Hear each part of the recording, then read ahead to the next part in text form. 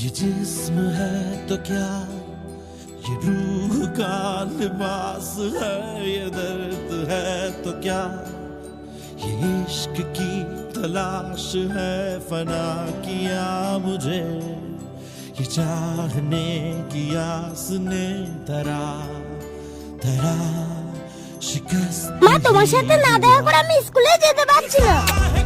আচ্ছা ঠিক আছে বাবা। বাবা তুই ভাত খেয়েছিস তো?